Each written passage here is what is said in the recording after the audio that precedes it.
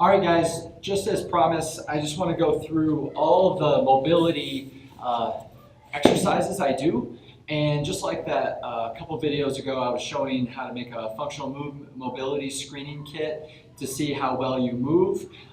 Most people, including myself, have dysfunction in certain movements, and usually it's because of a lack of strength on one side, or it's something isn't moving through the range of motion that it should. So I'm going to go through all the types of stretches and rolling that you should be thinking about doing to be limber and be able to move well on the tennis court. So I'm going to go through the first three, which involve the rolling. So this was all on my website too for purchasing if you'd like on Amazon, but it's just a foam roller.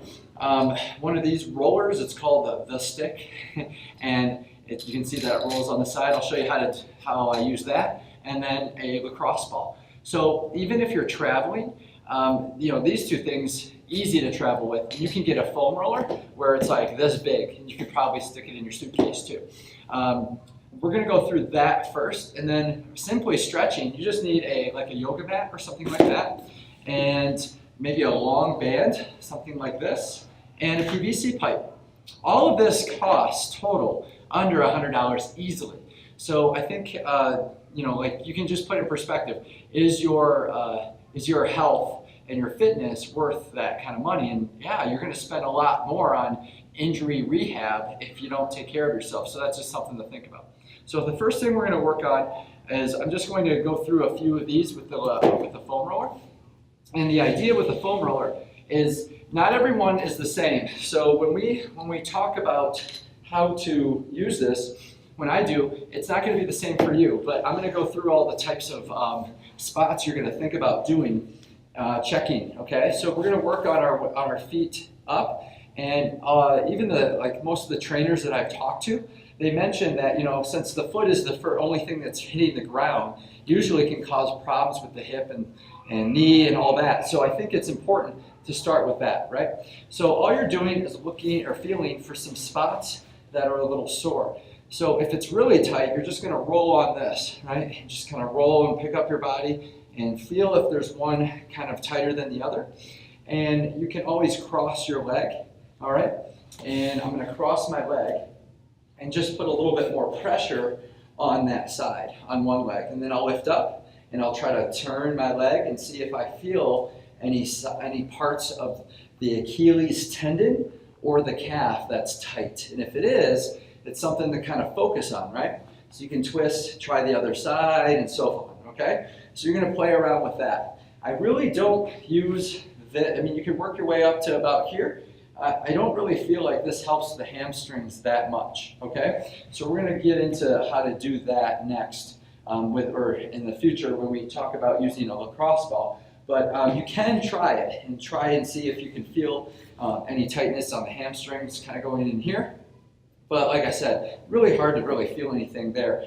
Sticking a softball maybe on one side and rolling on that might help a little bit. But in terms of using this, I don't use it for that much, okay?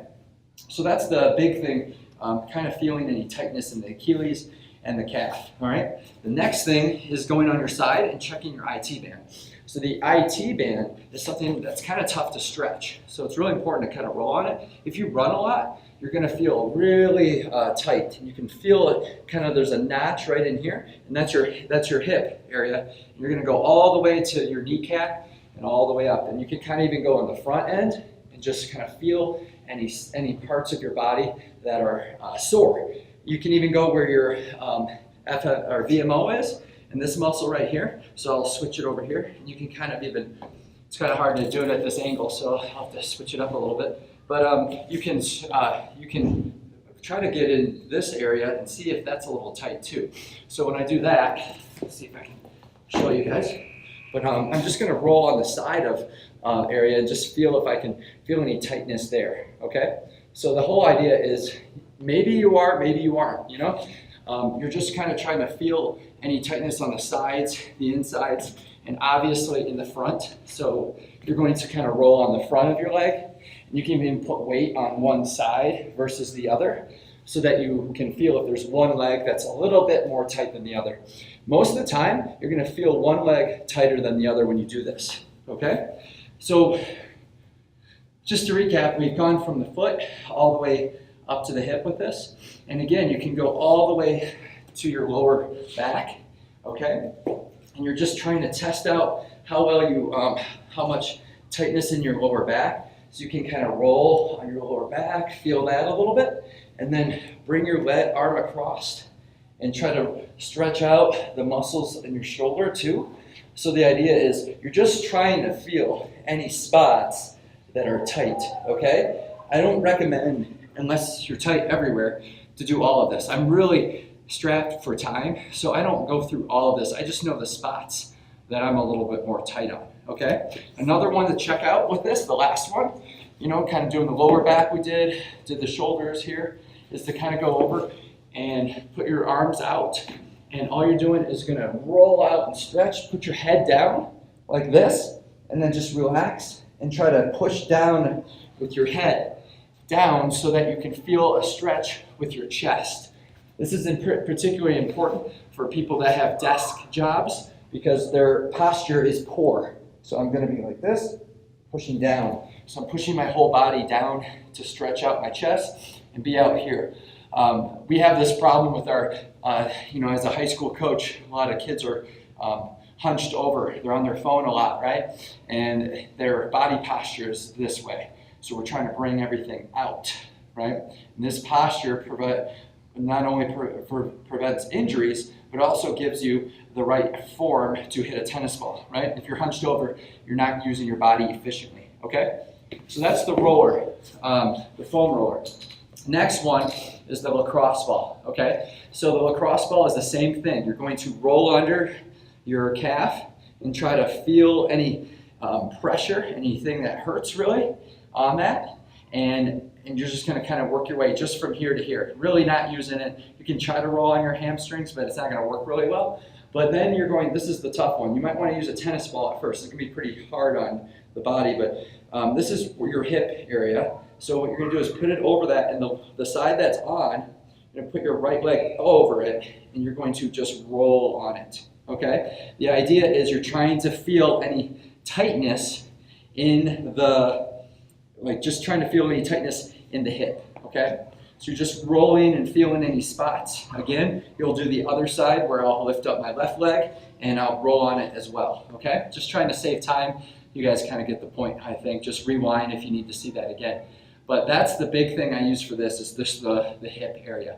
You can stand up and against the wall and try to roll on your back or on your upper back too, or just lay down. So this is pretty hard on the shoulder too. So I'm just gonna put it right in the notch where my shoulder blades are, reach over, and I'll just kind of roll on it and just feel some tightness. If I feel anything that's a little sore, I'll just kind of roll on it. All right, that really loosens up the shoulder and allows full motion. When you hit, so you're not restricted. And remember, when you get injured, usually it's because you're going past your range of motion. So if you increase your range of motion, you're gonna be fine, okay? So the last thing is the roller. We did the foam roller, did the lacrosse ball. Now this guy. This is pretty nice to do on the front of your leg. A lot of runners have tight quads, tennis players too. So if you want to just roll on it and you can feel it, just as you're watching TV too, you know, you might feel some spots that are a little tight, okay? And even in the upper body, this is like your hip flexor, really important to loosen that up. Just make sure your body's loose, very loose when you're doing this. If you tighten up, it's not gonna work, okay? But the best thing I use this for is actually on the side of, like, in front of my calf, right in here. So I'm gonna go on the outside and roll right in here. And I usually find some spots that are pretty sensitive, pretty sore, and even some part of the muscles that are a little tight. So you kind of want to roll on those spots. Once you feel a spot, you kind of roll on it, roll over it, I should say. And you know, I haven't really found anything else other than the inside or the outside of my calf where I feel a lot of spots that it's just really sore. So the whole idea is you want to loosen this up so that you have good flexion in your ankle so you don't get hurt. You don't want to get hurt with, in tennis. So this is what's hitting the ground. So you got to make sure that that's flexible as you're doing it. Okay, so these 3 items are really good to kind of give you an idea of what you need to kind of do, and it's going to be a daily basis. You got to work on this consistently. Okay, so in the next section, that was kind of a long part. Next video, I'm going to talk about how what stretches I use that really keep me limber as well, other than just the rolling. Okay, but start with that, and hopefully that will get you going in a path of better mobility. So give it a shot.